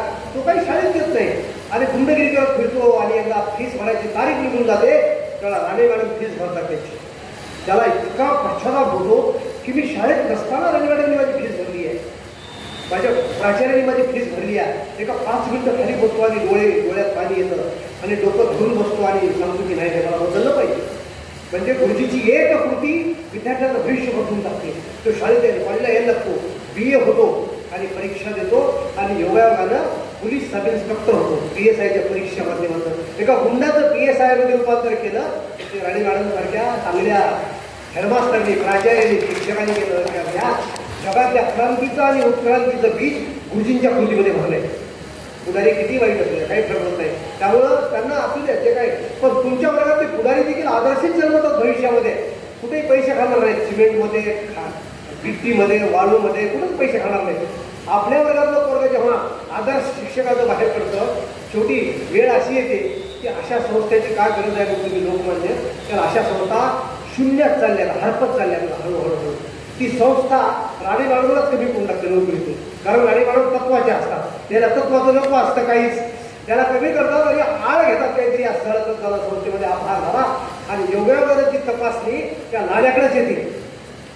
राणे मॅडमला किंवा ज्या गुरुजींना प्राचार्यांना पकडायचं काम होतं ते याच्याकडेच येतं आणि तो म्हणतो की नाही नाही अजिबात नाही, माझा प्राचार्य जग इकडलं तिकडं होईल पण माझे प्राचार्य कधीच भेटणार नाही, शक्यच नाही. विद्याधर नाव असतं त्या प्राचार्यांचं आणि घरी जातो, फुलकावणी देतात विद्याधर प्राचार्य याचा बघून होतात. आपण केलेले संस्कार मिटलेत की टिकलेत बघायचं, 8-10 दिवस सापडतच नाही. शेवटी तिला पत्नीला सांगतात, त्याला सांग तुला काही पैसे देऊ का म्हणले सरांनी. डोळ्यातलं पाणी येतं, खाली बसतो.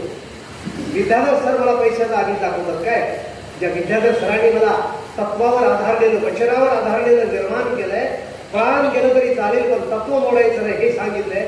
एके दिवशी हुलकावणी देऊन, ही हुलकावणी खोटी असते विद्याधरांची, सापडतात एके दिवशी, सर हात पुढे करा मला तुम्हाला हातकडी घालून द्या. त्यावेळेला विद्याधर म्हणतात, अरे लाल्या त्यानं तुझी फीस म्हणून तुला मोठं केले, त्याला हातकडी घालणार आहेस का तू? हो सर, ज्या विद्याधरांनी माझ्यावर संस्कार केलेत अप्रतिम कर्तव्याचे तेच मी पाळतोय, माझ्या शिक्षकाचे हे संस्कार आहेत माझ्यावर केले, हात पुढे करा सर. तेव्हा हात पुढे करतात आणि अश्रूचे 2 थेंब करतात विद्याधराच्या डोळ्यात, म्हणतात लाल्या जो संस्कार मी केला होता तुझ्यावर त्या संस्काराला अमृताची फळं आली आणि हातकडीच काय फाशी लागून तरी मला परवा नाही. आता तुझ्यासारखा एक विद्यार्थी जन्माला घालता आला तरी पुष्कळ झालं, संपलं माझं आता आयुष्याचं कर्तव्य. प्रचंड गंभीर होतं वातावरण त्या नाटकामध्ये. शेवटचा प्रसंग हा दाखवलाय, अश्रूची झाली पुढे नाटकं आटली बघा. याचं माझ्या नवऱ्याची बायको काहीतरी फालतू मालिका असल्या मालिका बघण्यामध्ये टी व्ही पुढे वेळ घालणाऱ्या माझ्या प्रिय शिक्षक भावा बहिणींना माझी विनंती आहे, अशा टी व्हीकडे बघू नका, अजिबात जाऊ नका तिथं. त्याच्याऐवजी हातात पुस्तक घेऊन वाचा, शिवाजी महाराज वाचा, आंबेडकर वाचा, चांगली पुस्तकं वाचा. तुमच्या माध्यमातून घर वाचायला लागेल आणि घराचं रूपांतर विद्यापीठात होईल आणि शाळेचं रूपांतर कुटुंबामध्ये करा. इतकं सुंदर वातावरण निर्माण करता येतं. अशा प्रकारे या संस्काराची आम्हाला गरज आहे, ज्ञान घेण्याची गरज आहे. मी जर बोलायला लागलो तर संध्याकाळ होईल, मला बोलणं आणि तुमच्यासारखे रसिक शिक्षक समोर बसते, ज्ञानी, विद्वान, सद्गुण संपन्न, चारित्र्यवान, आणि अशा वेळी हे करणं मला थांबवणं शक्य नाही. आणि म्हणून मी तुम्हाला विनंती करतो की आपण आपल्या शाळेमध्ये एकतर यापुढच्या काळामध्ये मला खात्री आहे तुमच्यापैकी प्रत्येक जण वर्गातलं, मी विनोदानं म्हणतो की अमिताभ बच्चन माझ्यावर कधी कारवाई करू नये. मी म्हणत असतो अमिताभ बच्चन महानायक नाही आहे देशाचा. वर्गात उत्तम शिकवणारा, आमचा पहिलीला उत्तम शिकवणारा शिक्षक आणि त्या विद्यार्थ्याच्या मनामध्ये ज्ञानाची ज्योत प्रज्वलित करणारा शिक्षक हा महानायक आहे या देशाचा. 7 लाख शिक्षक महाराष्ट्रामध्ये आहेत, हे 7 लाख महानायक आहेत. पडद्यावर अभिनय करणारा आणि खोटं काहीतरी सांगणारा लोकांना हा महानायक होऊ शकत नाही. त्यामुळे इथं बसलेले सगळे आमच्या शिक्षिका भगिनी आणि शिक्षक हे महानायक आहेत राष्ट्राच्या उद्याच्या उज्ज्वल भविष्याचे आणि भवितव्याचे. आणि म्हणून मला तुम्हा सगळ्यांचं कौतुक आणि अभिनंदन करायचे की आपण अतिशय उत्तम रीतीने या संस्थेचं नाव पुढे केलंय.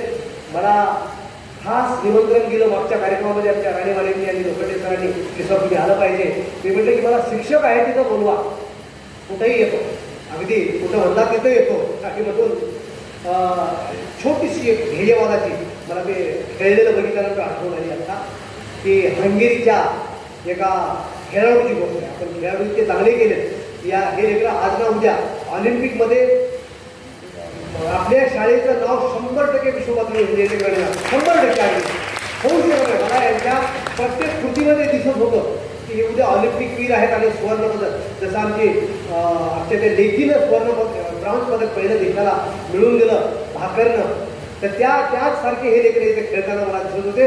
आणि म्हणून या शाळेचं नाव विश्वपातळीवर नेण्याची ताकद आणि ज्या क्रीडा शिक्षकांनी हे उत्तम संस्कार केले खरंच त्यांच्या चरणावर मी नमस्कार करतो. इतकं उत्तम शिकवू शकता तुम्ही.